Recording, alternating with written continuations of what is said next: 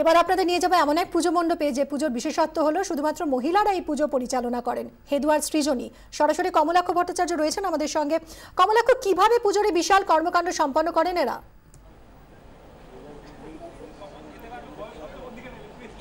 মিমি, দেখো সবে আজকে প্রতিপদ, কিন্তু আমরা রয়েছে এই মুহূর্তে উত্তর কলকাতা সৃজনীতে এবং সেখানকার যে মহিলাদের তুমি দেখতে পাচ্ছ রীতিমতো দেখে কে বলবে যে আজকে অষ্টমী নয়। তার কারণ নতুন শাড়ি কিন্তু সকলেই বের করে ফেলেছেন এবং যারা কচি কাঁচা ছোটরা রয়েছে সবার মধ্যেই কিন্তু সেই উন্মাদনা, একেবারে ব্যাচ পরে সকলেই যেন পুজোর এই উদ্যোগে সামিল হয়েছেন। পুজোর কটা দিন তারা নিজেদেরকে যেভাবে পরিচালিত করবেন সেই সঙ্গেই তারা কিন্তু বলা যেতে পারে পুরোপুরি প্রস্তুত। আমার সঙ্গে তারা রয়েছেন, একটু ছোট্ট করে কথা বলে নেব। আপনারা তো মহিলা পরিচালিত পুজো, তাহলে পুরুষদের কাজটা কি হয় এই পুজোয়? পুরুষদের কাজ হচ্ছে পুরুষরা আমরা সেজেগুজে আসবো, তারা জাস্ট আমাদের ছবি টবি তুলবে। আচ্ছা, আর কোনো কাজ নেই?